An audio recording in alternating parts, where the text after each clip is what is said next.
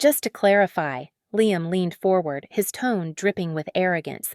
We wanted you to know now, so there's no confusion later. Everything goes to us. My brother's words hit me like a sucker punch to the gut, and suddenly the homemade lasagna on my plate, the one Mom promised would lure me home, felt like lead in my stomach. For a moment, the dining room fell silent except for the distant hum of traffic beyond the suburban cul-de-sac. My heart pounded in my ears as I stared across the polished cherry wood table at Liam and Liana, my younger twin siblings. They both wore smug expressions, their eyes glinting with self-satisfaction. "Excuse me?" My voice trembled despite my efforts to steady it. "What do you mean, everything?" "Exactly what he said, Sarah," Mom interjected sharply. Her smile had vanished, replaced by a defiant set of her lips.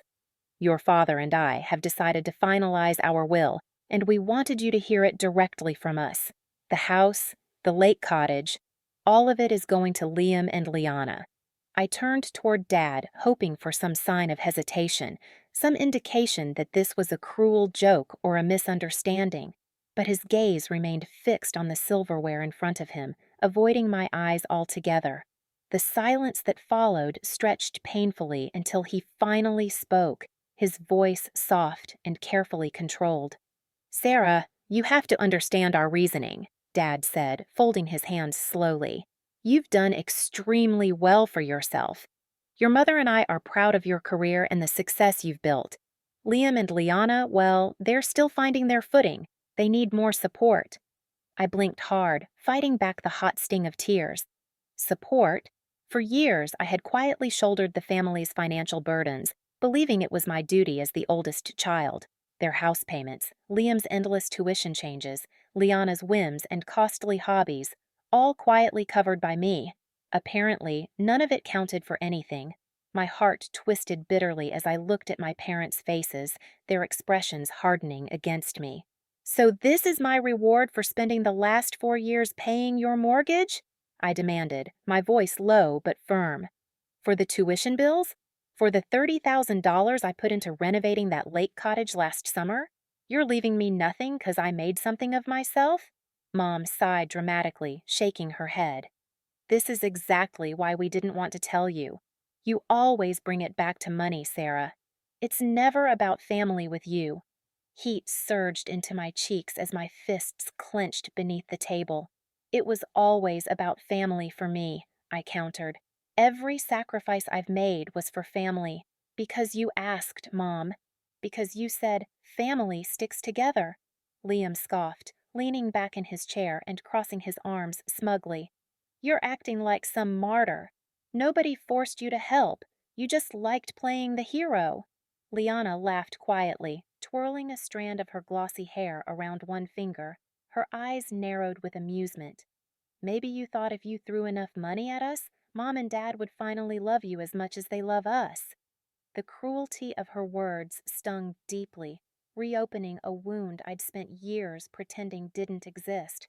My parents didn't react, didn't reprimand her, and their silence was louder than any defense they might have mounted. They had always indulged Liam and Liana, protecting them, excusing every irresponsible choice.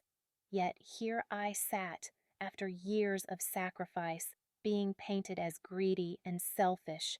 Anger flared through me, scorching away the last threads of my patience. "You're right, Liam," I finally said, forcing my voice to remain steady.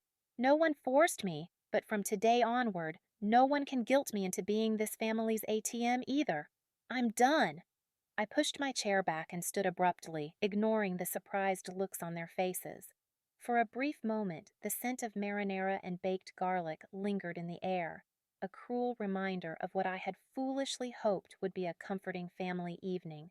Instead, I'd been ambushed, humiliated, and rejected in the very home I had helped pay for. As I grabbed my coat from the hallway, the front door swung shut behind me with a definitive thud, cutting me off from the voices inside, voices that no longer mattered. Outside, the cool Portland air hit me sharply, helping to clear my head, but my heart still felt raw, aching with disbelief. My own family had used me, discarded me, and left me feeling worthless. I climbed into my car and slammed the door shut, gripping the steering wheel with trembling hands as tears finally streamed down my face. During the silent, lonely drive back to my downtown apartment, memories flooded my mind. Each financial sacrifice, each canceled vacation, every night I had spent awake juggling spreadsheets and payments to ensure they remained comfortable. Somehow, tonight's bitter lesson felt fitting. Settling onto my couch, I opened my banking app. The recurring monthly payments, when $800 labeled parents' mortgage, another $600 for their utility bills, mocked me from the screen. Without hesitation, I canceled them both, a quiet defiance bubbling within me as the confirmations flashed. As the evening faded into night, I replayed the dinner conversation obsessively, my anger gradually giving way to deep sadness. The rejection I felt wasn't just financial, it was emotional, a lifetime of feeling second best finally confirmed openly. Yet, even amidst the hurt, something new stirred within me, a sense of liberation, a realization that my worth wasn't defined by their acceptance. It was time to reclaim my own life, free from the expectations and obligations that had become chains around my spirit. I knew my parents, Liam and Liana, wouldn't let this go quietly. There would be calls, arguments, perhaps even retaliation. But tonight marked a turning point. No matter how hard they pushed back, I silently vowed to myself I was done being their victim, done quietly accepting disrespect under the guise of duty. From this moment forward, my life was my own. As I drained the last drop of wine from my glass, I found myself smiling bitterly into the darkness. My family had invited me home to announce they'd left everything to Liam and Liana, but they had given me something far more valuable tonight: freedom. Sleep eluded me that night. I stared up at the shadowy ceiling of my apartment, my mind spinning through an endless loop of disbelief, hurt, and anger. The city lights outside flickered softly through my curtains, indifferent to the turmoil consuming me. Every time I closed my eyes, I relived those humiliating moments around the dinner table, the smugness on Liam's face, the amused contempt in Liana's eyes, and worst of all, the stony silence from my parents.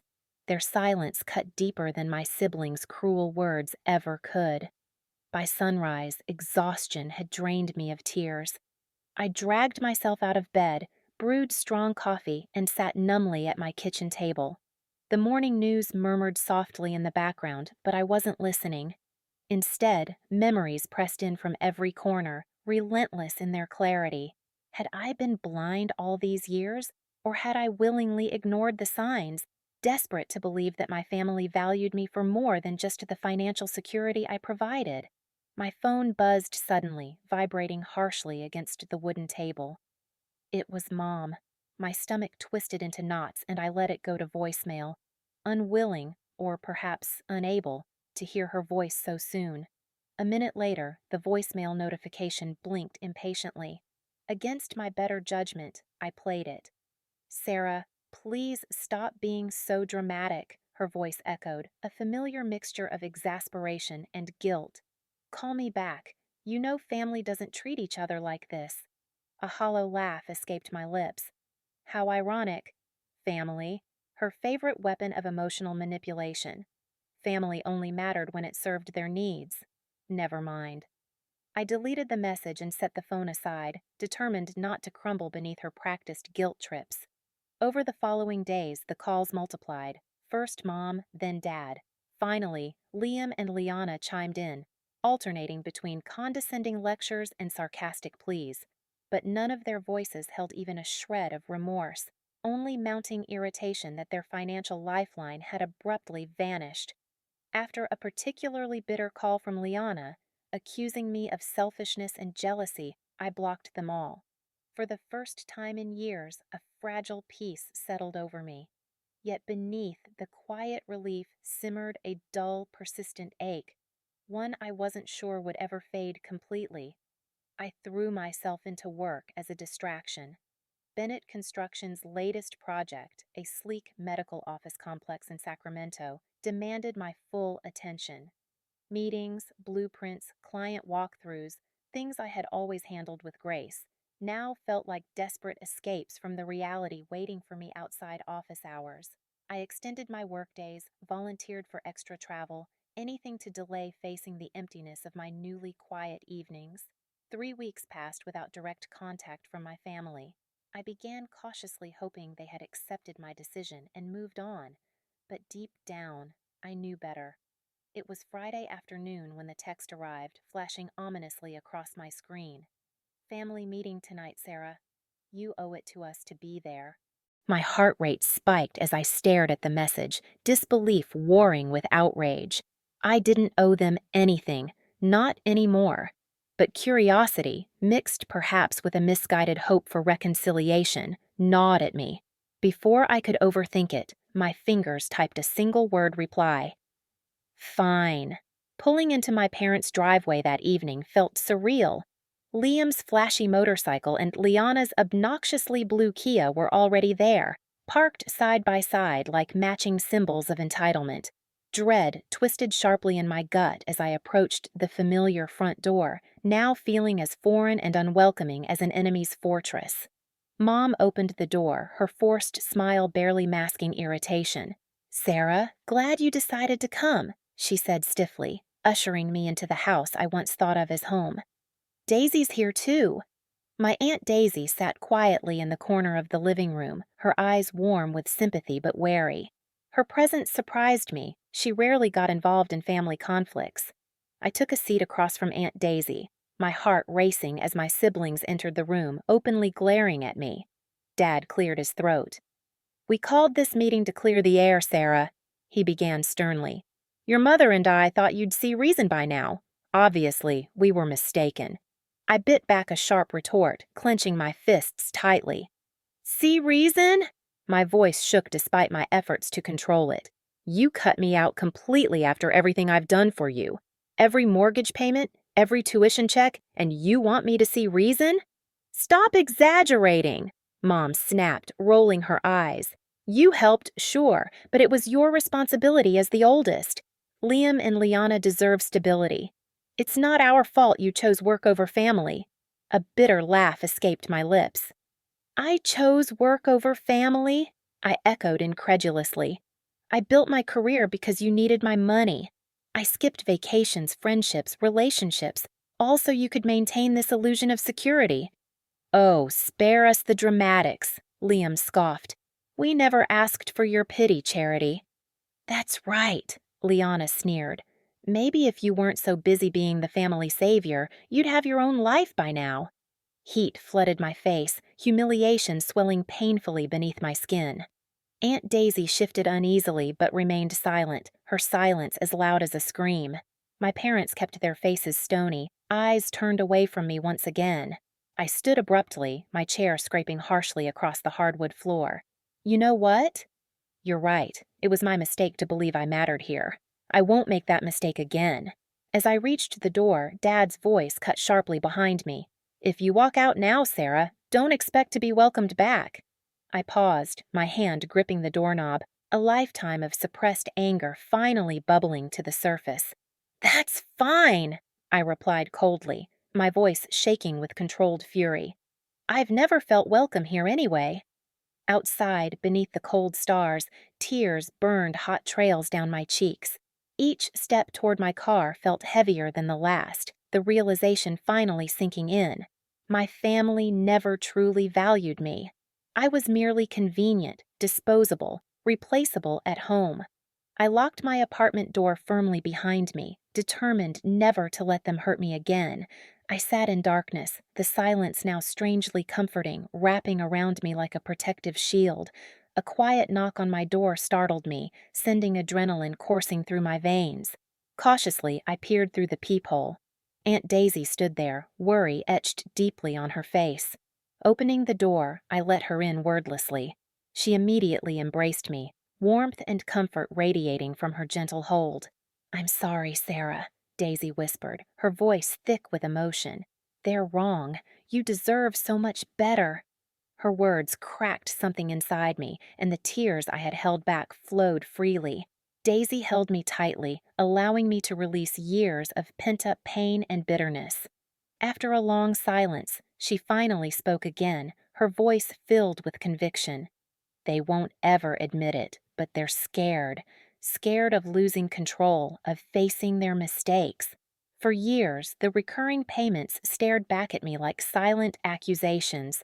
$1,800 for my parents' mortgage, $600 for utilities and bills, plus countless miscellaneous transfers labeled simply family help. My cursor hovered over the cancel button, my breath shallow and uneven.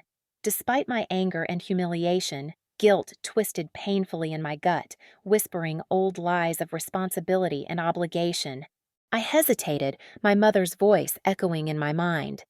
Family sticks together, Sarah. Family sacrifices. Yet tonight had stripped away all illusions.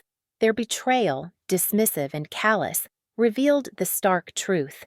I had become nothing more than their financial convenience. I squeezed my eyes shut, Liam's mocking smirk flashing vividly through my memory, crystallizing my decision in painful clarity. With one decisive click, the mortgage payment vanished. Another click, and the utility payment stopped too.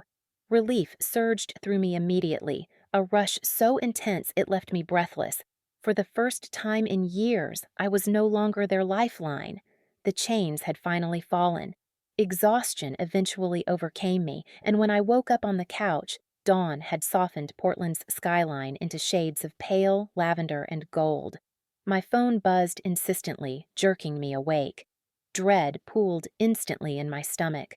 Unsurprisingly, my mother's name flashed across the screen. I took a steadying breath before answering. "Sarah, what have you done?" she demanded, skipping any greeting. Her voice quivered with rage. "The bank called. They're threatening foreclosure. You had no right." "No right?" I interrupted, my voice surprisingly calm. "Mom, I paid your mortgage voluntarily, but after what happened, I'm done being your financial crutch." "You're our daughter," she shrieked. "You owe us respect." "I owe you nothing," I countered sharply, anger igniting again. "Respect isn't one-sided. You made your choice. Now I've made mine."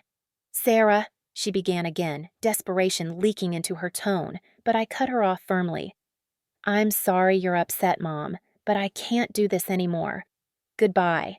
I hung up quickly, my hands trembling. The calls didn't stop. Each one, from Dad, Liana, even distant relatives, was a relentless attempt to manipulate, guilt-trip, or shame me back into submission. Eventually, I silenced my phone, feeling oddly empowered by the quiet rebellion. Weeks passed, and life slowly regained balance. Work became not just a distraction, but genuinely fulfilling again. I booked the trip to Italy I had dreamed about for years, savoring the freedom to finally spend my hard-earned money on myself.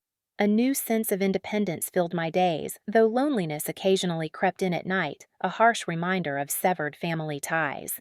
Then came Sacramento, a 3-day trip to oversee final inspections at our newest medical complex project.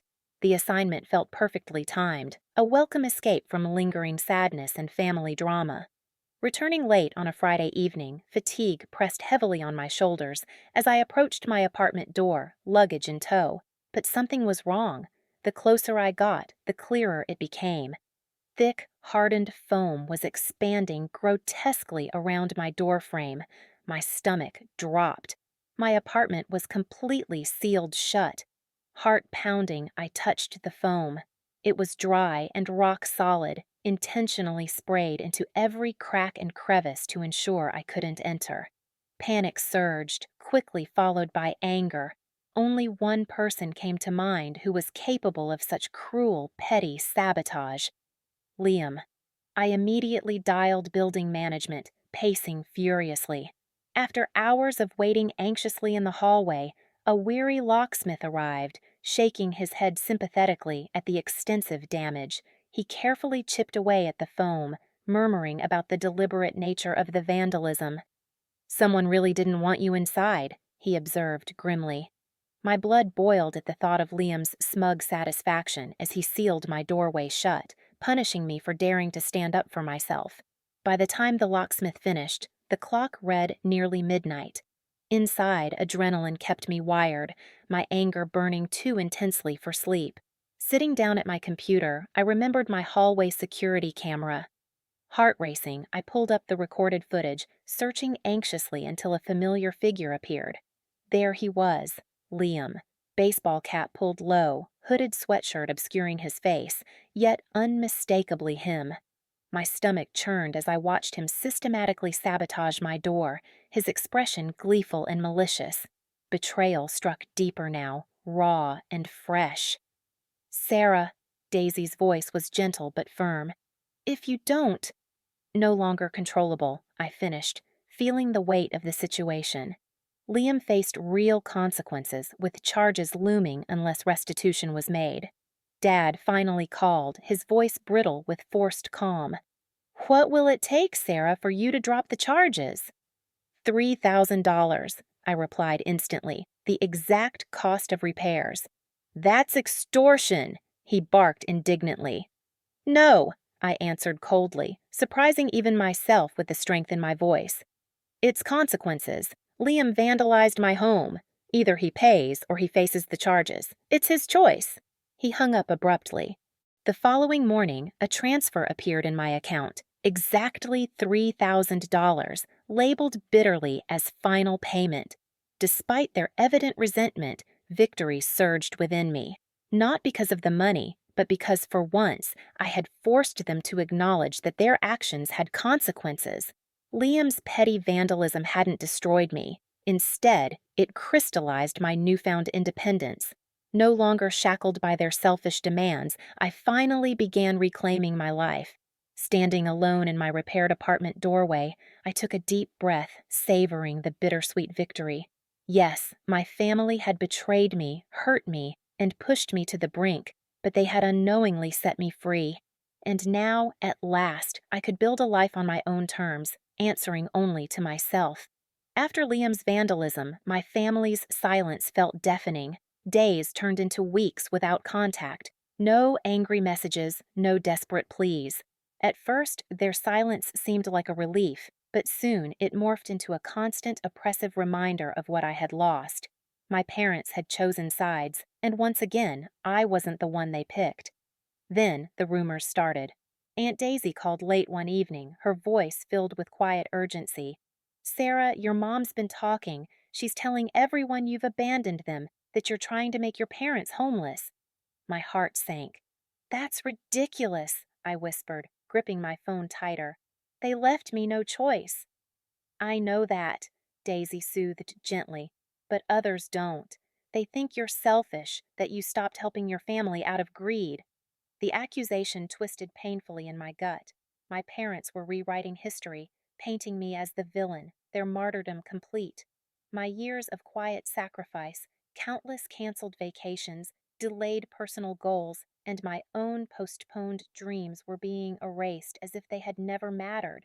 I paced my apartment restlessly, anguish giving way to a fierce need to reclaim my voice. After years of obedient silence, I was done letting others define my story. Determined, I sat at my laptop, fingers flying across the keys as I composed a detailed post for Facebook.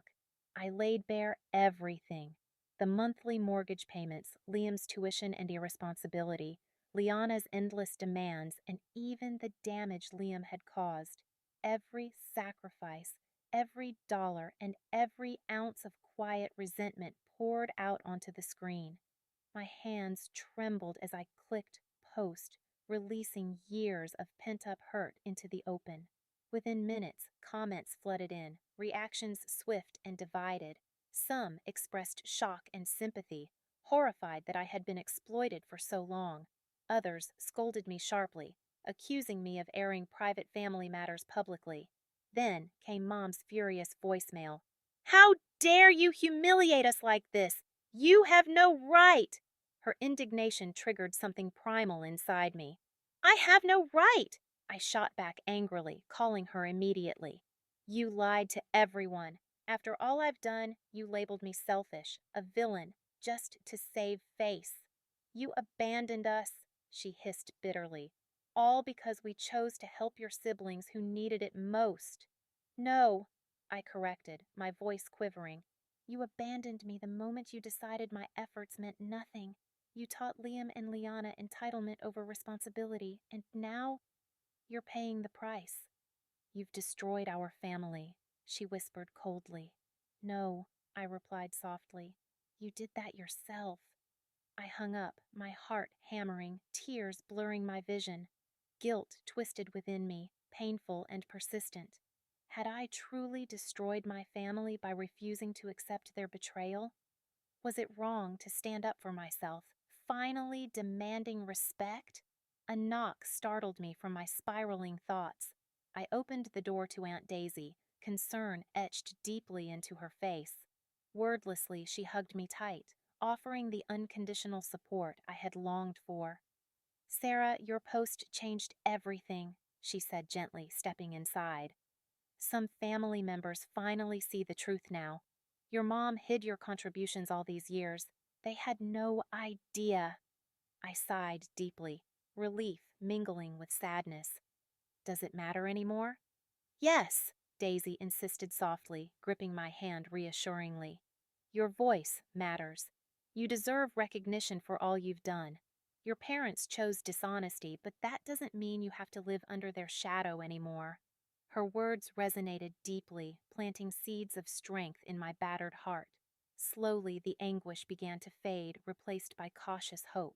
I was no longer hiding, no longer silent. The truth was painful and raw, but undeniably mine. I stared at her message, feeling strangely detached. I had spent so long chasing approval, craving their acceptance at any cost. Yet now, standing amidst the ruins of our relationship, I realized their approval was never genuine. It always came with conditions, sacrifices, and strings attached. I responded calmly, confidently typing, I'm done apologizing for your choices. Maybe now you'll finally learn responsibility. She never replied. Weeks passed, and the harsh judgments from distant relatives gradually faded. My parents struggled financially without my help, forced into part-time jobs and confronting debts they had ignored for years. Liam continued his pattern of irresponsibility, refusing accountability, while Liana drifted aimlessly, angry but unwilling to change. Meanwhile, my own life blossomed quietly. For the first time, my choices belonged solely to me. At last, I was free, not just financially, but emotionally. I had faced the painful truth, endured my family's betrayal, and survived. Through the turmoil, I uncovered a strength I never knew existed. My parents had thought leaving me nothing in their will would devastate me. Yet, they had unintentionally given me the greatest gift possible, the courage to choose myself. 6 months passed, and my family's toxic shadow finally faded from my everyday reality. It wasn't easy. At first, silence haunted me like a ghost, reminding me of every lost connection, every damaged bond. But gradually, the sharp edges of betrayal softened, replaced by something sweeter, the realization that I had finally broken free. I poured myself into my career, earning a promotion that came with a corner office and the kind of salary I once only dreamed about. For the first time, my paycheck belonged solely to me. No mortgage payments siphoned away my financial security. No frantic midnight transfers covering Liam's latest crisis or Liana's impulsive desires. Each dollar represented freedom, proof that choosing myself wasn't selfish. It was necessary. With newfound financial freedom, I booked a 2-week trip to Italy, something I had long delayed out of guilt over spending money on myself. Standing on a balcony overlooking Florence's glowing skyline at sunset, I felt a profound sense of liberation wash over me. For the first time in years, joy wasn't shadowed by obligations or guilt. Back home, I joined a hiking group, finally reclaiming the weekends I had lost to family tragedy. On one such hike, I met Alex, whose infectious smile and thoughtful conversation were a balm to my still healing wounds. His quiet support filled the void left by my family, reassuring me that I was worthy of unconditional love. Months passed peacefully until one cold November evening brought an unexpected knock on the door. I opened the door to find Aunt Daisy wearing her favorite sweater, holding 2 steaming cups of coffee. Without a word, she walked inside and hugged me tightly. "I'm proud of you, Sarah," she whispered, tears welling in her eyes.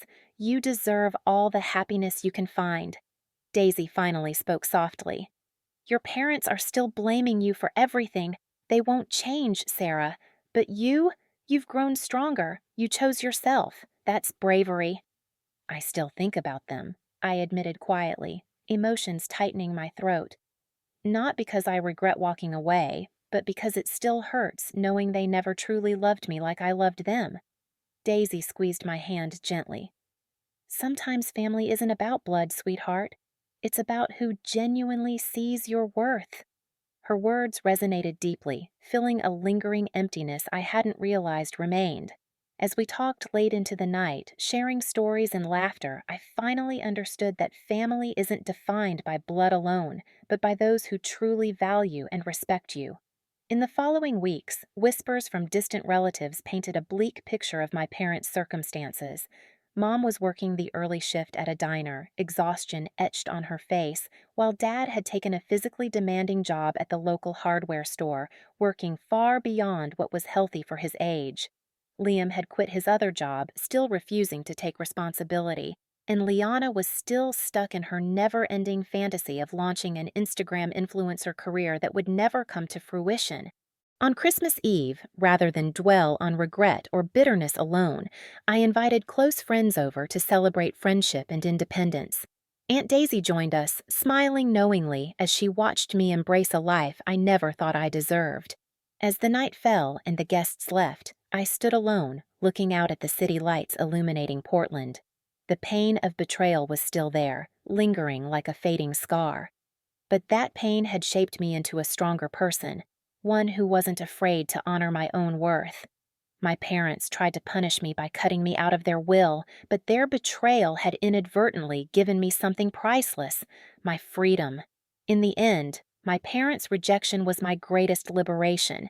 They left everything they owned to Liam and Liana, but they gave me the opportunity to finally choose for myself. What would you have done in my shoes? Would you have continued to provide for your family at the expense of your own happiness? Or would you have chosen to walk away, even if it meant losing them forever? I'd love to hear your thoughts in the comments below.